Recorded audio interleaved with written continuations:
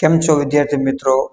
આજે આપણે ચર્ચા કરવાના છીએ પ્રથમ પ્રિલિમિનરીની જે પરીક્ષા આપણે થોડાક ટાઈમ પછી આપવાની છે એના અનુસંધાનની અંદર ગયા વર્ષે જે આપણે એસવીએસ કક્ષાનું જે પેપર હતું એટલે કે બીજી પરીક્ષા અથવા તો પ્રિલિમિનરી જેને આપણે કહેવી છીએ તો એનું પેપર કેવું હતું, એના પ્રશ્નો કેવા હતા અને કેવું પૂછાણું હતું એની ચર્ચા આપણે આ વિડીયોની અંદર કરવાના છે વિદ્યાર્થી મિત્રો। તો આપણે 100 ગુણનું પેપર અર્થશાસ્ત્રનું આવશે। નવી પદ્ધતિ પણ ગઈ વખતે લાગુ પડી ગઈ હતી બીજી પરીક્ષાથી, એટલે આપણું આ પેપર પણ આપણી જે પદ્ધતિ છે એ પ્રમાણેનું જ પેપર છે, એટલે એને આપણે જોવું જરૂરી છે। તો વિદ્યાર્થી મિત્રો આપણે એની ચર્ચા કરશું।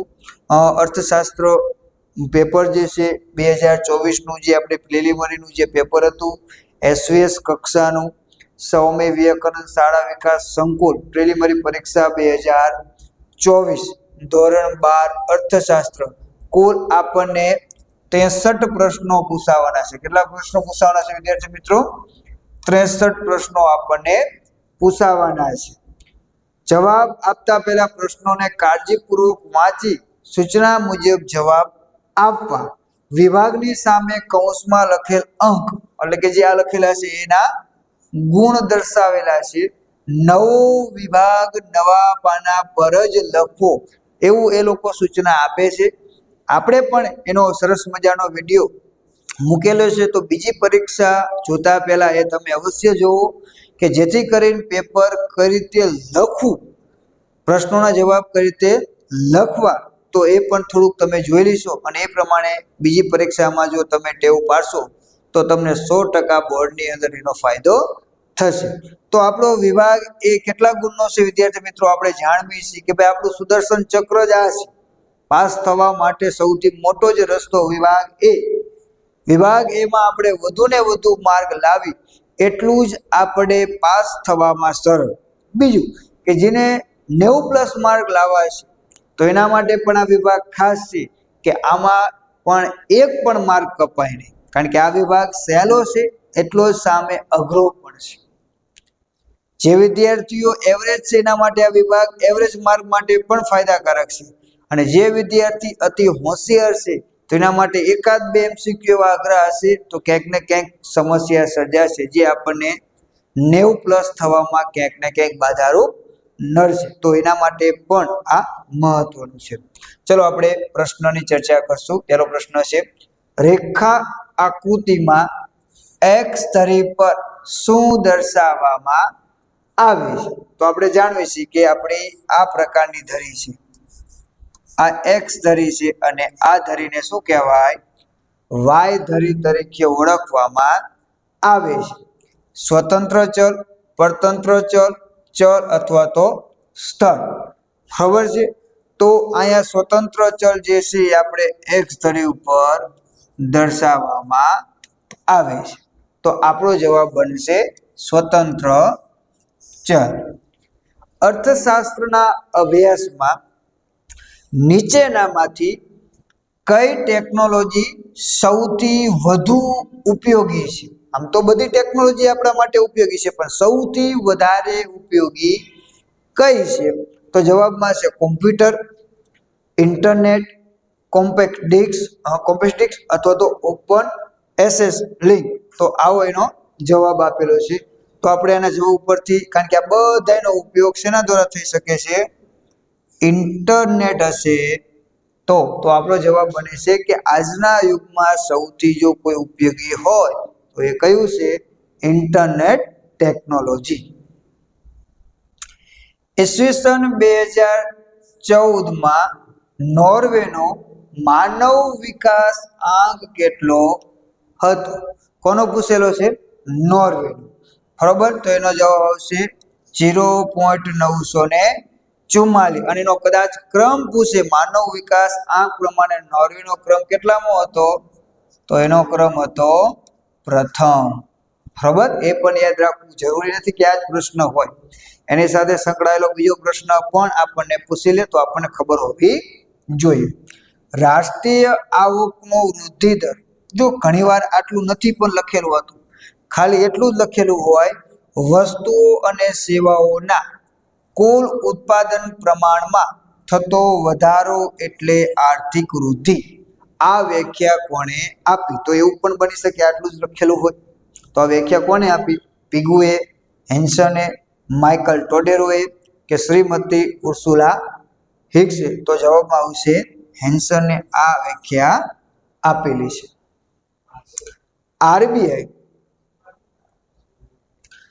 આરબીઆઈની નીચેના પૈકી કયું ચલણ બહાર પાડે છે? આરબીઆઈ ની વાત કરેલી છે. તો 1 રૂપિયાની નોટ એ ભારત સરકારનું નાણાં ખાતું બહાર પાડે છે. પછી 10 ના સિક્કા હોય કે કોઈ પણ સિક્કા હોય, એ સિક્કાઓ પણ કોણ બહાર પાડે છે? નાણાં ખાતું. જો આ પણ એમસીક્યુ બને છે, આનો એમસીક્યુ બદલાઈ નાખ્યું કે નીચેનામાંથી કયું ચલણ નાણાં ખાતું બહાર પાડે છે. એટલે યાદ રાખવું, 2 રૂપિયા હતું કે તેનાથી વધુ કિંમત, 1 રૂપિયાની નોટ હોય તો નાણાં ખાતું બહાર પાડે, પણ 2 રૂપિયા હોય, 2 થી વધુ હોય તો એ કોણ બહાર પાડે છે? આરબીઆઈ. અને 1 અને તેના 5 ના સિક્કાઓ, તો મેં હમણાં જ કીધું કે સિક્કા ગમે તે હોય એ કોણ બહાર પાડે? નાણાં ખાતું. તો આપણો જવાબ આ બનશે, બી. 2 રૂપિયા અથવા કે તેથી વધુ કિંમતની નોટો જ આરબીઆઈ બહાર પાડે છે. આના સિવાય તમામ ચલણ એટલે કે સિક્કાઓ, તમામ સિક્કાઓ, 1 રૂપિયાની નોટ, તો એ કોણ બહાર પાડે છે? તો કે નાણાં ખાતું બહાર પાડે છે. એટલે 2 યાદ રાખજો આપણે વિદ્યાર્થી મિત્રો. ફુગાવાના સમયે આરબીઆઈ શું કરે છે? ફુગાવો એટલે શું? ફુગાવો એટલે કે સામાન્ય રીતે આપણે કે સતત ભાવ વધારો. તો એ ક્યારે થાય? કે બજારમાં જ્યારે નાણાંના પુરવઠામાં વધારો થાય, તો એ સમયે નાણાંનો પુરવઠો ઓછો કરવો હોય, બરોબર, તો શું કરવું પડે? તો કે બેંક રેટ ઘટાડે. તો બેંક રેટ ઘટે તો શું થાય? તો કે બજારમાં નાણું વધે. તો એ તો ખોટું પડ્યું. રેપો રેટ, તો બેંક રેટ અને રેપો રેટમાં બહુ સ્થિતિ શું છે એ પણ ખબર હોવી જોઈએ, અને રિવર્સ રેપો રેટ એ પણ ખબર હોવી જોઈએ. આ જે છે એ લાંબા ગાળાની સ્થિતિ દર્શાવે છે, અને આ ટૂંકા ગાળાનું, અને આ પણ ટૂંકા ગાળાનું સાધન છે. રોકડ અનામતનું પ્રમાણ, તો કે એની સાથે બહુ જોવા મળશે. રોકડ અનામતનું પ્રમાણ ઘટાડે, બરોબર, તો પણ બજારમાં નાણાંનો પુરવઠો વધે છે. રિવર્સ રેપો રેટ ઘટાડે, તો કે આરબીઆઈ જ્યારે નાણાં ઉછીના લે છે ત્યારની વાત છે, તો એમાં પણ થતું નથી. તો જ્યારે ફુગાવો હોય તો તે સમયે આરબીઆઈમાં શું કરે છે? રેપો રેટમાં વધારો કરે છે, જેના કારણે બજારની અંદર પ્રજાને નાણું લેવું મોંઘું પડે. એટલે ઓછું નાણું બજારમાં આવે તો ફુગાવાની સમસ્યાને કંટ્રોલ કરી શકાય. ખાનગી ક્ષેત્રમાં આંતરરાષ્ટ્રીય બેંકોનો પ્રવેશ ક્યારથી શરૂ થયો? તો કે આપણે 3 સુધારા કર્યા: ઉદારીકરણ, ખાનગીકરણ અને વૈશ્વિકરણ. જે જ આપણા ભૂતપૂર્વ વડાપ્રધાન મનમોહન સિંહનું નિધન થયું છે, એમની આમાં વિશેષ ભૂમિકા હતી. ઉદારીકરણ, ખાનગીકરણ અને વૈશ્વિકરણના જે આર્થિક સુધારા થયા, એ પછી વિશેષ પ્રમાણમાં આંતરરાષ્ટ્રીય બેંકો ભારતની અંદર પ્રવેશી છે. ખાનગી ક્ષેત્રની અંદર ભારતમાં કઈ પંચવર્ષીય યોજનાથી ગરીબી નાબૂદી માટેની વ્યૂહરચના હેઠળ ખાસ કાર્યક્રમ? જો દરેક પંચવર્ષીય યોજનાની અંદર તો આપણો હેતુ હતો કે ગરીબી ઘટે, પણ ખાસ કાર્યક્રમ અને યોજનાઓ શરૂ કરવામાં આવી, તો એ પંચવર્ષીય કઈ હતી? તો કે એનો જવાબ આવશે 5મી, 4થી, 3જી કે બીજી? તો 5મી પંચવર્ષીય યોજનાથી આપણે ગરીબી નાબૂદી માટે ખાસ વ્યૂહરચના અપનાવવામાં આવી હતી. કઈ બેરોજગારી નવી ઉત્પાદન પદ્ધતિ અને ટેકનોલોજીના આગમનથી સર્જાય છે? શું કીધું છે? કઈ બેરોજગારી નવી ઉત્પાદન પદ્ધતિ અથવા તો નવી ટેકનોલોજીના આગમનથી સર્જાય છે. પ્રચંડ બેરોજગારી, તો એ શું છે? છુપી બેરોજગારી કહી શકાય, કે બજારમાં દેખાતી નથી, તો એની સાથે કોઈ મતલબ નથી. ચક્રીય બેરોજગારી, તો એ માંગના અભાવના કારણે સર્જાયેલી છે, તો એની સાથે પણ બહુ લેવા દેવા નથી. અર્ધ બેરોજગારી તો આવે નહીં. તો ઘર્ષણજન્ય બેરોજગારી જે ટેકનોલોજી સાથે સંકળાયેલી છે, કે જૂની ટેકનોલોજીના સ્થાને નવી ટેકનોલોજી આવી તો એ સમયગાળાની અંદર જે શ્રમિકોને કે કામદારો કે વ્યક્તિઓને રોજગારમાંથી બેરોજગારી બને તો એ ઘર્ષણજન્ય બેરોજગારી કહેવાય. ભારતમાં પ્રતિ વર્ષે કેટલી વસ્તી વધે છે? જો પ્રતિ વર્ષે કેટલી વસ્તી વધે છે તો 1.70 કરોડ પ્રતિ વર્ષે ભારતની અંદર જનસંખ્યા વધતી હોય તેમ આપણે કહી શકાય. ભારતના ખાલી જગ્યા રાજ્યમાં દર 1000 પુરુષોએ સ્ત્રીનું પ્રમાણ વધારે છે. કે ભારતના કયા રાજ્યની અંદર બાકીના તમામ રાજ્યની અંદર સ્ત્રીઓ પુરુષોની સરખામણીમાં સ્ત્રીઓની સંખ્યા ઓછી છે. કોની અંદર? તો કે કેરળની અંદર. ને કેરળની અંદર કેટલી સંખ્યા છે એ પણ યાદ રાખજો, એ પણ પ્રશ્ન આપણો બની શકે. આગળ ઈસવીસન 2011માં ભારતમાં મૃત્યુદરનું પ્રમાણ કેટલું હતું? તો મૃત્યુદરનું પ્રમાણ હતું 7.1. નીચેનામાંથી કયા પાકનો સમાવેશ અનાજમાં થાય?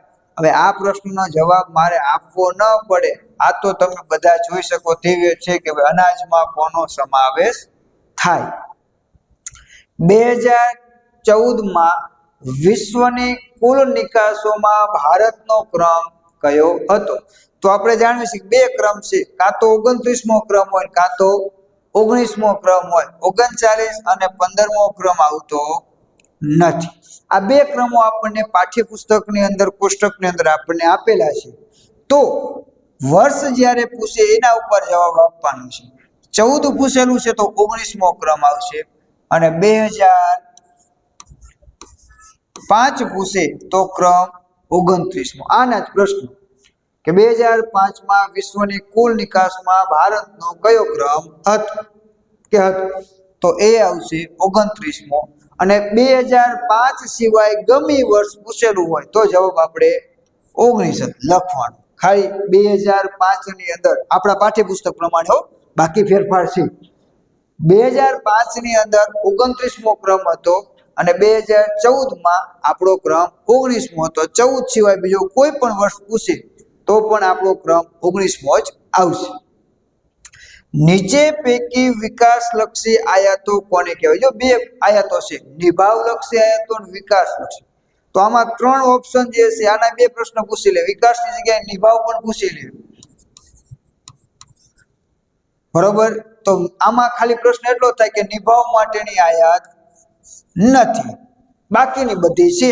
બે પ્રશ્ન એનો જ આના જ એમસીક્યુ વાળા આના જેના ઉત્તર છે, આમાંથીને જવાબ દેવાનો, બંનેનો જવાબ સરખો જ આવે. બરોબર, તો આમાં નિભાવ માટે નથી અથવા તો વિકાસલક્ષી આયાત કોને કહેવાય? તો કે વીજળી, કૌશલ્ય, આંતરમાળખાકીય સુવિધાઓ અથવા તો યંત્રો.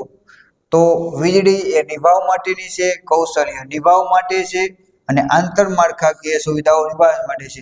પણ વિકાસલક્ષી કઈ છે? તો કે યંત્રો અથવા તો મશીન. બરાબર, આ જે છે એને કહેવાય વિકાસલક્ષી આયાતો.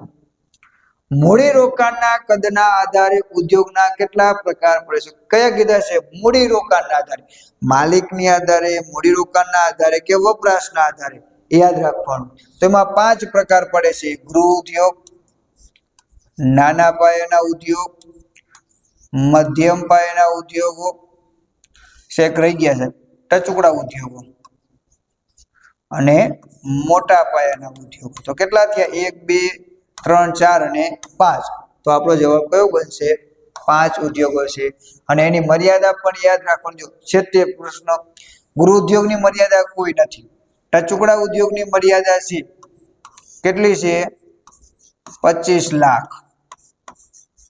નાના પાયાના ઉદ્યોગની છે 25 લાખથી 5 કરોડ, અને આનું 5 કરોડથી 10 કરોડ અને 10 કરોડથી વધુ. આટલું યાદ રાખવાનું. તો આપણો પ્રશ્ન કયો છે? ટચુકડા ઉદ્યોગમાં મૂડીરોકાણની મર્યાદા કેટલી છે? તો ટચુકડા ઉદ્યોગમાં કેટલી છે? 25 લાખ. તો આપણો જવાબ બનશે 25 લાખ. 2011 આશરે કેટલા ટકા વસ્તી શહેરોમાં વસતી હતી? ક્યારે કીધી છે? 2011 32%. બરોબર. 2011 ભારતમાં સાક્ષરતાનું પ્રમાણ કેટલું હતું? તો 74.04. ફુગાવાને સંપૂર્ણપણે નાણાકીય ઘટના માને છે. કોણ માને છે? તો કે નાણાવાદીઓ. એ સંપૂર્ણ શું માને છે? તો કે નાણાકીય ઘટનાઓ છે તેવું માનવામાં આવે છે. તો વિદ્યાર્થી મિત્રો, આપણા 20 ગુણના MCQ હતા. એક ગુણના પ્રશ્નોમાં ઝડપથી નજર ફેરવી લો. વિશેષ ચર્ચા આપણે એની નથી કરતા. વૃતાંશ એટલે શું તે શોધવાનું સૂત્ર તો બે લખવું પડે. વૃતાંશ એટલે વર્તુળનો અંશ, એનું સૂત્ર કુલ પેટા મૂલ્ય કુલ ને 360. બાળ મૃત્યુ દર કે 10,000 વર્ષ દરમિયાન 10,000 બાળકોમાંથી જીવતા જન્મેલા બાળકોમાંથી મૃત્યુ પામતા બાળકોનું પ્રમાણ. બરાબર. બેંક નોટ આપો. સાપેક્ષ ગરીબીનો અભ્યાસ કયા સંદર્ભમાં કરવામાં આવે છે? 2011 સાક્ષરતાનો દર કેટલો છે? આપણે જો ઉપર જ આપેલો છે. આવું બને નહીં વિદ્યાર્થી મિત્રો, બે પ્રશ્ન પૂછી લે એવું પણ ક્યારેક બની જાય. ડ્રેન ઓફ બ્રેન નો અર્થ આપવો. ભારતમાં બીજી પંચવર્ષીય યોજના ક્યારે શરૂ થઈ? WTR, WTO નહીં પણ WTRO. બરોબર, ધ્યાન રાખજો, બે નામ ભૂલવાળા નથી. બે વિશિષ્ટ આર્થિક વિસ્તાર એટલે શું? કુદરતી ગેસનો ઉપયોગ ક્યાં થાય છે? તો આવા એક ગુણના પ્રશ્નો હતા. વિભાગ સી ના પ્રશ્નો તમે જોઈ શકો છો. 31 થી 46 સુધીમાં કુલ 16 પ્રશ્નો હશે અને જવાબ કેટલા લખવાના છે? 12 ના. એટલે 12 દુ 24. કોઈ પણ લખી શકશો. પહેલા ઓપ્શન નહોતો. સ્તંભ આકૃતિનો અર્થ આપી તેના પ્રકારો. તો અર્થ અને એના પ્રકારો, વિશેષ કાંઈ લખવા નથી. ઇન્ટરનેટ ઉપયોગના ભય સ્થાનો જણાવો. આર્થિક વિકાસની મર્યાદાઓ જણાવો. અપેક્ષિત આયુષ્ય એટલે શું? સાટા પ્રથાનો અર્થ આપી તેની મુખ્ય મર્યાદાઓમાં માત્ર મુદ્દા જણાવો. એટલે અર્થ આપવાનો છે, નાના માત્ર મુદ્દાના નામ લખવાના છે. વસ્તી વૃદ્ધિની ફુગા પર અસર જણાવો. વ્યાપારી બેંકના ખાતાના પ્રકારો જણાવો. બેંકોની બેંક અને બેંકોની અંતિમ સહાય તરીકે RBI નું કાર્ય સમજાવો. લૈંગિક અસમાનતા વિશે જણાવો. ભારતમાં બેરોજગારીની સમસ્યા માટે બચત અને મૂડીરોકાણનો નીચો દર જવાબદાર છે. ટૂંકમાં સમજાવો. ત્યારબાદ સમજાવો અનૈચ્છિક અને ફરજિયાત સ્વરૂપની બેરોજગારી અને સ્વૈચ્છિક બેરોજગારી બે છે. બંનેનો એક એક ગુણ. ઘર્ષણજન્ય બેરોજગારી એટલે શું? તે કયા દેશોમાં જોવા મળે છે? વેપાર તુલા અને લેણદેણ તુલાનો અર્થ આપો. માત્ર અર્થ છે. વિદેશ વેપાર કે આંતરરાષ્ટ્રીય વેપાર માટેના કારણો, ફક્ત કારણોના નામ આપો. ભારતમાં વિશિષ્ટ આર્થિક વિસ્તારના નામ જણાવો. તો કુલ 8 છે, એના નામ જણાવવાના. ભારતમાં વીજળી ક્ષેત્રે સામેના પડકારો જણાવો. તો એ હતા વિદ્યાર્થી મિત્રો 2 ગુણના પ્રશ્નો. 3 ગુણના પ્રશ્નોની ઝડપથી ચર્ચા કરી લેવી. 47 થી 56 સુધી 10 પ્રશ્નો છે. એમાંથી તમારે કેટલા લખવાના છે? 7 પ્રશ્નો કોઈ પણ. બરાબર. તો કેવા પ્રશ્નો પૂછાય? ડેટા સીડી પર નોંધ લખો. પરિમાણાત્મક અને ગુણાત્મક પરિવર્તનો કયા કયા આવે છે તે જણાવો. જીવનની ભૌતિક ગુણવત્તા માપવાના ઘટકો કેટલા છે? કયા કયા? જનધન યોજનાની શરૂઆત ક્યારે થઈ અને તેના મુખ્ય વિશેષતા તેમજ આ યોજનાનો હેતુ જણાવો. મહાત્મા ગાંધી રાષ્ટ્રીય ગ્રામીણ રોજગાર ગેરંટી એક્ટ મનરેગાની માહિતી આપો. ભારતમાં ઊંચા જન્મદર માટેના આર્થિક કારણો. કૃષિનું મહત્વ સ્પષ્ટ કરતા 3 મુદ્દાઓ. લેણદેણ તુલાને અસર કરતા પરિબળો. વિદેશ વેપારના સ્વરૂપને અસર કરતી કોઈ પણ 3 બાબતો અને ઔદ્યોગિક વિકાસ માટે સરકાર લીધેલા કોઈ પણ 3 પગલાં. અને હવે આપણા માટે મહત્વનો વિભાગ કહી શકાય. આ જ વિભાગ આપણને વિભાગ એ અને વિભાગ ઈ આ બે આપણને પાસ કરવા માટે સૌથી સરળ છે. તો એ જોઈ શકાય છે. આપણી બ્લુપ્રિન્ટ પ્રમાણે પ્રશ્ન પૂછેલા છે. 3જા ચેપ્ટરનો છે ગરીબીના સ્વાસ્થ્ય સંબંધિત નિર્દેશકો. તો એ 5મા ચેપ્ટરમાં છે. મેં કીધું તું તમને, જો સ્વાસ્થ્ય સંબંધિત નિર્દેશો પૂછાય છે, ગમે નથી, કોઈ પણ નથી, સ્વાસ્થ્ય સાથે સંકળાયેલા છે. ભારતમાં જાતિ પ્રમાણ એટલે કે દર 1000 પુરુષ સ્ત્રીઓની સંખ્યાને વિગતે ચર્ચા કરો. આમાં વિદ્યાર્થીઓ તમારે થોડીક બુદ્ધિનો ઉપયોગ કરીને લખવું પડશે. વિશેષ થોડુંક લખવું પડશે કારણ કે એ તમને નાનું મળશે. વસ્તી નિયંત્રણના ઉપાયોની વિગતવાર સમજૂતી આપો. એ પણ 7મા ચેપ્ટરનો. સ્થળાંતરનો અર્થ આપી તેના પ્રકારો એ 11મા ચેપ્ટરનો. ભારતમાં રેલવે વિશે ટૂંક નોંધ લખો એ પણ 11મા ચેપ્ટરનો. અહીંયા વિદ્યાર્થી મિત્રો એ લોકોએ 7મા ચેપ્ટરના પ્રશ્નો પૂછી લીધા છે, પણ એક જ આવે છે એ કયા ચેપ્ટરનો હોય? 8મા ચેપ્ટરનો હોય, પણ આવો થોડો ફેરફાર રહેશે. નીચેની આંકડાકીય માહિતી ને સમય આધારિત રેખાકૃતિમાં રજૂ કરી તેનું વિશ્લેષણ કરો તો તમને 2.5 ગુણ જે છે એ આકૃતિના મળે અને 2.5 ગુણ તમે આકૃતિના સમજૂતીના. જો વિદ્યાર્થી મિત્રો કદાચ આકૃતિ ન દોરો, માત્ર સમજૂતી લખેલી હોય તો પણ એના માર્ક મળે. માત્ર આકૃતિ દોરાણી હોય તો પણ એના માર્ક મળે. બરોબર વિદ્યાર્થી મિત્રો, એવું જરૂરી નથી કે બે લખવું, પણ બને લખવું જરૂરી છે. આપણે માર્ક વધારે લાવવા, પણ પેપર છૂટી જાય એવું હોય તો એ ઉપાધિ નહીં કરવાની, ખાલી આકૃતિ દોરી નાખો તોય તમને 2.5 ગુણ મળવા પાત્ર છે. માત્ર એની સમજૂતી લખ નાખો તો પણ તમને મળવા પાત્ર રહેશે. તો વિદ્યાર્થી મિત્રો, તમે આ પરીક્ષાની અંદર વધુ ને વધુ માર્ક લાવો તેના માટે best of luck. Thank you.